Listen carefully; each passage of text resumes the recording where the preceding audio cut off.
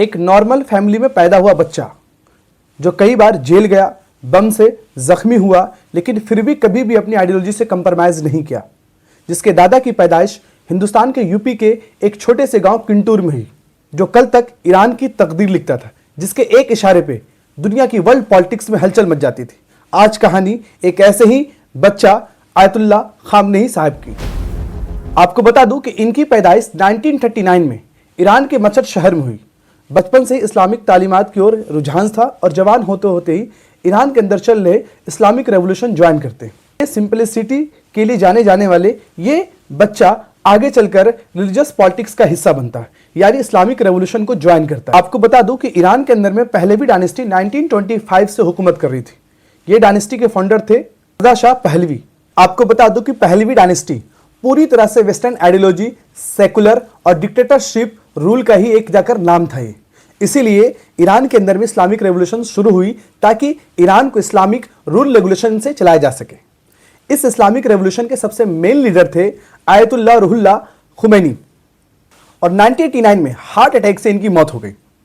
जब Islamic revolution हो रही थी, इसी वक्त खुमैनी के सबसे करीब और सबसे मेन चेहरा थे आयतुल्लाह खामनेई साहब। आपको बता दूं ये दोनों अलग अलग नाम हैं। एक आयतुल्लाह खुमैनी है जो मेन लीडर थे, और इनके जगह पे इनकी विरासत को संभाला आयतुल्लाह खामनेई साहब।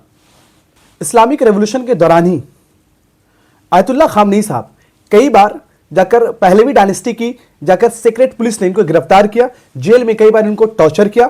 भरकर इतनी मुश्किलों के बाद ये जाकर वहां पे ईरान के अंदर में इस्लामिक रेवोल्यूशन के बाद एक इस्लामिक कंट्री ईरान बनी।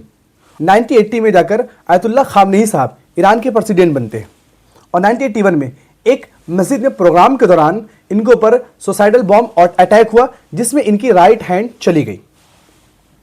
और इसके बाद 1989 में जब आयतुल्लाह खुमैनी की डेथ हुई तो ये ईरान के सुप्रीम लीडर चुने गए। आपको बता दूं ईरान के अंदर में सुप्रीम लीडर एक ऐसा पद है जिसके अंदर में प्रेसिडेंट होते हैं, यानी कि देश की foreign security, nuclear policy, defence वगैरह जो बड़े बड़े और जाकर इंपॉर्टेंट जो आपके जो डिपार्टमेंट होते हैं वो कहीं ना कहीं जाकर सुप्रीम लीडर के अंदर होता है। 1980 में जब इराक ईरान के बीच में जंग हुई, ऐसे टाइम पे आयतुल्लाह खामनेई साहब ईरान के प्रेसिडेंट थे, और ईरान को फाइनेंशियल क्राइसिस से निकालने में इनका बहुत ही बड़ा रोल था। ये यानी यूं ही कोई देश का सुप्रीम लीडर नहीं बन जाता। कई टॉर्चर, बॉम्ब ब्लास्ट और कई तरह की जाकर मुसीबतों को झेल कर ये आयतुल्लाह खामनेई साहब ईरान के सुप्रीम लीडर बने थे, और अगले 20-25 साल तक ईरान को और वर्ल्ड पॉलिटिक्स को अपने इशारे पे नचाते रहे, खासकर मिडिल ईस्ट की पॉलिटिक्स की अगर हम बात करें तो। आयतुल्लाह खामनेई साहब की जो विचारधारा थी, यानी जो आइडियोलॉजी थी, कहीं ना कहीं वो ईरान को बाकी रेस्ट ऑफ द वर्ल्ड से, या यूं कहें तो हम बाकी rest of the western country से अलग थलग कर दिया। क्योंकि आयतुल्लाह खामनेई साहब मानते थे इजराइल को एक इलीगल स्टेट की तौर पे देखते थे।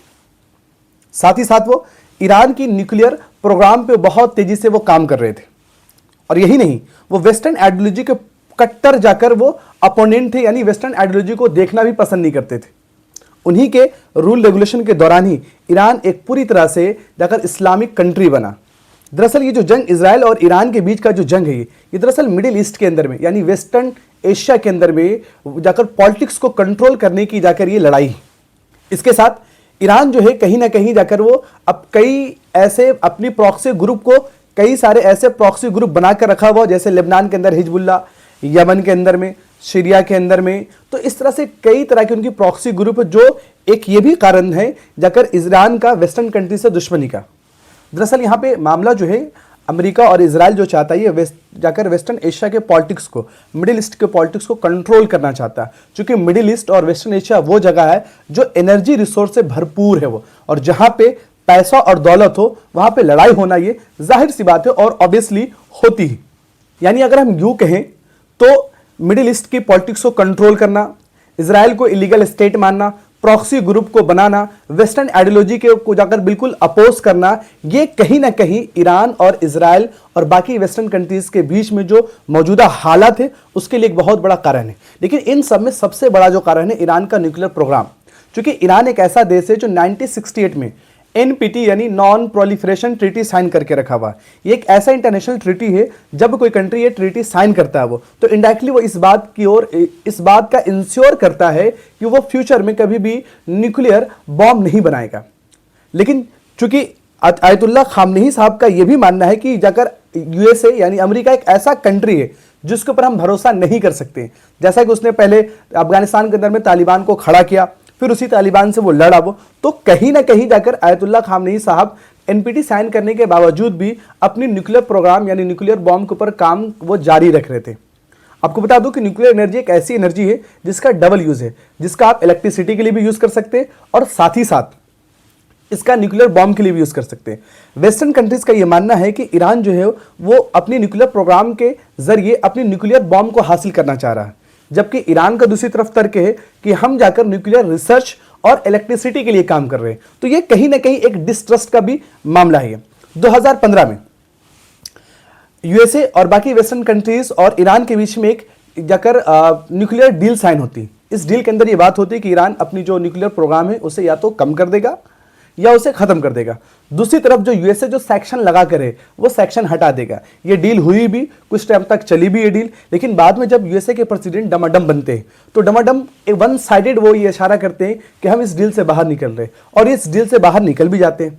फिर क्या था, ईरान ये कहकर न्यूक्लियर प्रोग्राम को अपने और तेजी से बढ़ाना शुरू कर दिया कि जब जाकर यूएसए जब इस डील को तोड़ रहा तो फिर हम इस डील के अंदर बंधे क्यों रहे।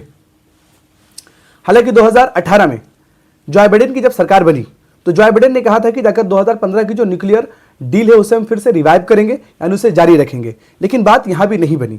बात इसलिए नहीं बनी क्योंकि यूएसए पहले चाहता था कि ईरान अपनी न्यूक्लियर प्रोग्राम को कम करे या बंद करे, जबकि ईरान का तर्क था कि पहले आप हमारे ऊपर से जो सेक्शन लगाया आपने, पहले आप उसे हटाए। और ये पहले आप और पहले आप के बीच में यानी डिस्ट्रस्ट, रिलीजियस पॉलिटिक्स के बीच में ये मामला फंसता रहा है। आपको बता दूं कि इजराइल भी एक ऐसा कंट्री है जो एनपीटी साइन नहीं किया हुआ और फिर भी वो न्यूक्लियर बॉम्ब अपने पास रखे हुए, यानी सारे नियम कानून जो थे वो इस्लामिक कंट्री ईरान के लिए थे, जबकि इजराइल के लिए कुछ भी नहीं था, क्योंकि इजराइल एनपीटी साइन नहीं किया हुआ और उसे न्यूक्लियर वो अपना न्यूक्लियर बम बनाकर भी रखा हुआ और सारी वेस्टर्न कंट्री उन्हें सपोर्ट भी करती। लेकिन अगर यही काम ईरान अपने सेल्फ डिफेंस के लिए करना चाहता तो उसे करने नहीं दिया जा रहा। ये सारी जो लड़ाई है, एक तरफ ईरान और बाकी एक तरफ सारी दुनिया की कंट्री, यूं कहे तो हम जाकर ये जो हमारे जो गल्फ कंट्रीज है वो भी कहीं ना कहीं इन वेस्टर्न कंट्रीज के गोद में बैठे हुए हैं। यानी आयतुल्लाह खामनेई साहब की जो आइडियोलॉजी थी वो कहीं ना कहीं रिस्पॉन्सिबल है ईरान और बाकी वेस्टर्न कंट्रीज के बीच में जो कॉन्फ्लिक्ट है। यूं कहें तो जो चमचे होते हैं उनके हजार दोस्त होते और जो सच पर होता है वो हमेशा तन्हा ही होता है, और यही हाल ईरान के साथ हो रहा है।